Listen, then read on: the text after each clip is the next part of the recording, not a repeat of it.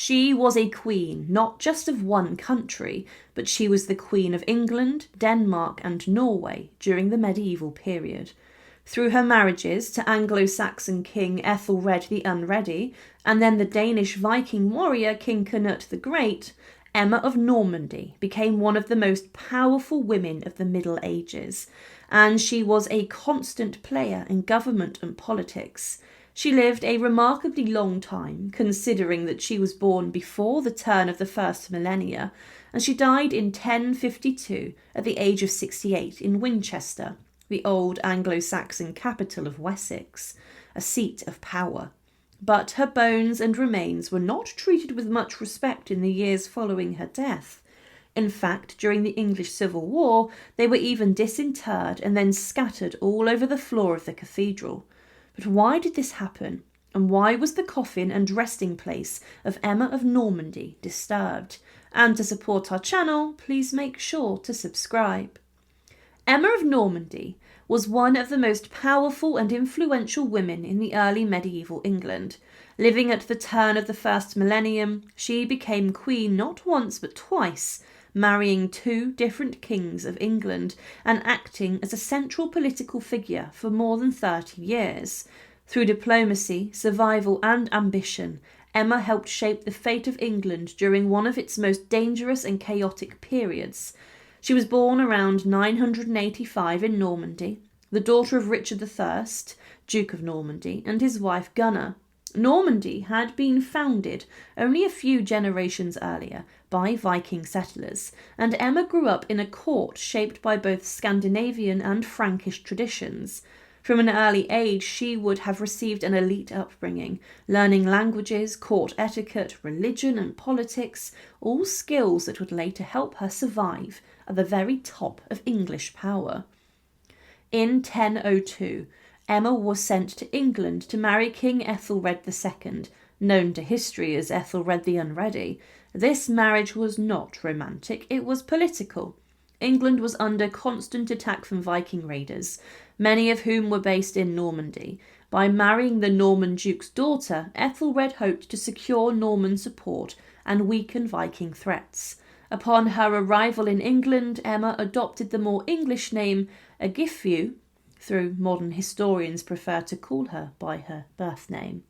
Life as a queen was far from stable. Viking attacks grew worse, cities were burnt, and royal authorities crumbled. Emma bore several children, including Edward, the future King Edward the Confessor, and Alfred. Despite her royal title, she had little power during Ethelred's rule, which was dominated by military failure and court intrigue. In 1013, disaster struck when Danish King Sven Forkbeard invaded England and forced Aethelred from the throne. Emma fled with her sons to Normandy, living in exile as England fell into enemy hands. When Sven unexpectedly died the following year, Aethelred returned to power and Emma came back with him to England, but the kingdom remained unstable, and in 1016 Aethelred died. Almost immediately, Denmark's new king Cnut invaded again and defeated Aethelred's son Edmund Ironside. England was now firmly under Danish control. And in a stunning political move, Emma did not retreat into obscurity. Instead, she agreed to marry Cnut, the very man who had conquered England. The union preserved her royal rank and secured her security, whilst also strengthening Cnut's claim to the English throne through alliance with Norman bloodlines. This second marriage made Emma more powerful than she had ever been. Unlike her earlier queenship, she now became a true political partner to the king. She appeared in royal charters, acted as an advisor, and supervised religious foundations. Cnut ruled a mighty North Sea empire controlling England, Denmark, Norway, and parts of Sweden, and Emma was its queen. She gave birth to Harthacnut, who would later become King of England, and crucially, she worked tirelessly to position her sons, not the sons of Cnut's earlier relationships, as rightful heirs. After Cnut's death in 1035, a brutal struggle for succession erupted. Emma backed Harthacnut's claim while opposing her stepson Harold Harefoot, who seized the English throne. Her other son, Alfred, the child of her first marriage, was captured during an attempt to return to England and brutally blinded, dying shortly afterwards. Emma mourned him deeply and she never forgave his killers, and for several years Emma lived in political exile in Flanders, effectively stripped of influence, but power shifted again when Harold died in 1040. Cnut returned, took the crown and brought Emma back to England, restoring her to queenly dignity. Tragically, Cnut died only 2 years later in 1042, reputedly collapsing at a wedding feast. This sudden death paved the way for Emma's eldest surviving son, Edward, to take the throne, and he became Edward the Confessor, one of England's most famous kings. Emma expected to dominate court politics as Queen Mother, but Edward surprised her. He cut her off financially and stripped her of several estates. Their relationship was strained by years of separation, shifting loyalties and bitterness over past political struggles.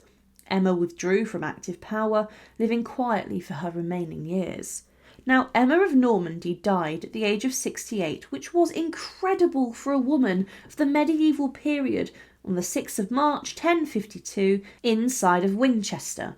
She then was buried and interred alongside Cnut and Cnut in the Old Minster in Winchester. However, she would then be dug up for the first time after the new minster and cathedral was built in Winchester after the Norman conquest. Her remains were dug up and were then placed near to the high altar, presumably in boxes. But then in the 16th century, a new set of painted wooden chests, known as mortuary chests, were created to house the remains of the Anglo-Saxon royals buried inside of Winchester. These chests are visible today inside the cathedral, and they contain the remains of many of the kings and queens. Emma of Normandy had her bones placed in one of these chests. However, during the English Civil War in 1642, Oliver Cromwell's troops ransacked Winchester Cathedral. They attacked anything that was a symbol of royalty, and it was said they threw down the chests wherein were deposited the bones of the bishops, the like they did to the bones of William Rufus, of Queen Emma, of Cnut, all the rest of the West Saxon kings. Several of the mortuary chests were destroyed and lost completely, and the bones of royals, including Queen Emma, were scattered on the pavement of the cathedral.